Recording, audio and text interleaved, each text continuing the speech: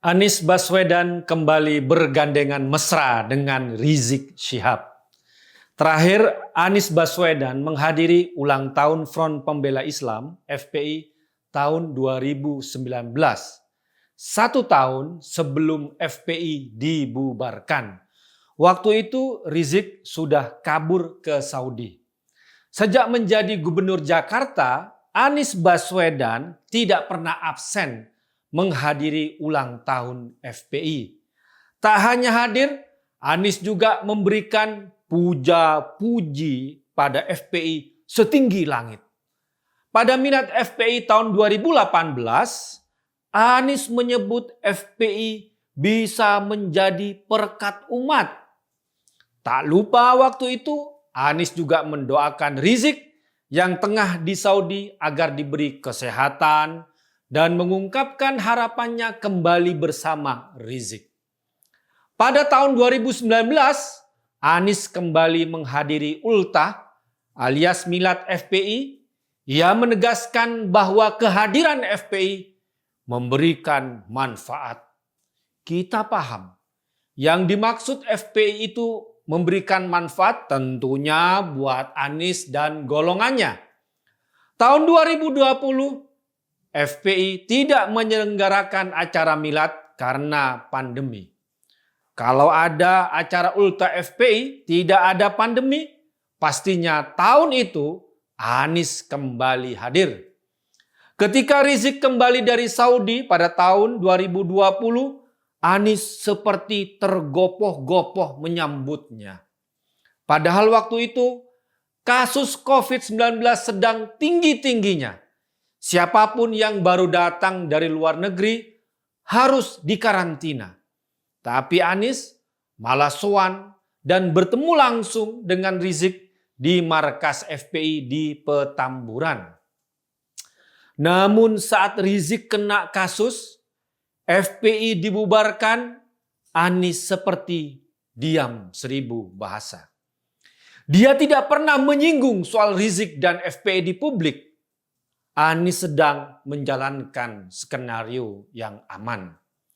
Kini saat Anies mau lengser dan didukung oleh gerombolannya untuk capres, Anies kembali bercengkrama dengan Rizik. Kalau kata anak-anak muda zaman dulu, ini CLBK, cinta lama bersemi kembali. Rizik sendiri mengungkapkan kebanggaannya pada Anies. Ya, kita tahu semua. Meski Anies seperti tak berbuat apa-apa saat Rizik dan FPI kena kasus yang ujungnya FPI dibubarkan. Atau jangan-jangan peran Anies selama ini di balik layar, tersembunyi dari publik, tapi tetap punya sumbangsih yang besar terhadap Rizik dan FPI? Bisa jadi. Karena kalau benar Anies selama ini acuh tak acuh pada Rizik dan FPI, pastinya mereka akan marah besar pada Anies. Tapi ini kok sekarang langsung disambut dengan penuh kehangatan. Sepertinya memang ada kerjasama antara keduanya, antara Rizik dan Anies. Meski Rizik dan FPI kena kasus, tapi tak pernah ditampilkan oleh Anies ke publik. Kini menyambut 2024, hubungan antara Anies dan Rizik kembali dipertontonkan ke publik.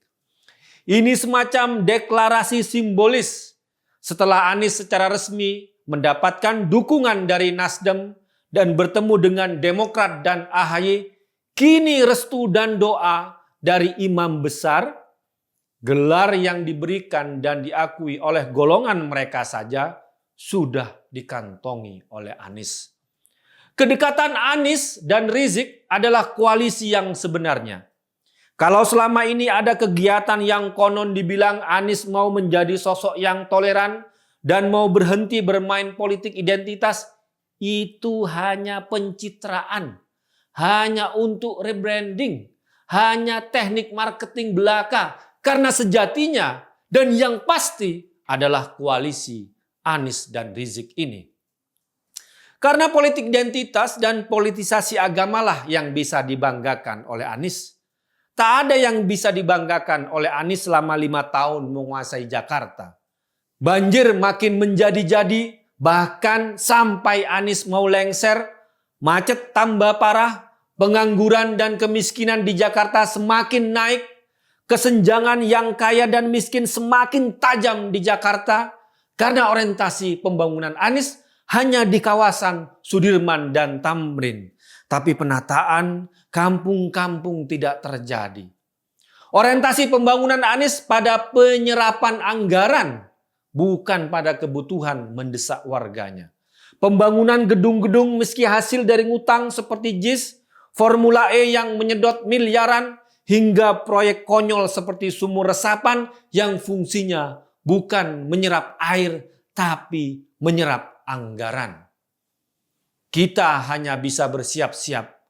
Pengalaman brutal Pilkada Jakarta tahun 2016-2017 di mana ayat dan mayat dipermainkan, tampaknya akan terjadi ke seluruh Indonesia dengan hadirnya kembali Anies bersama Rizik di panggung politik nasional.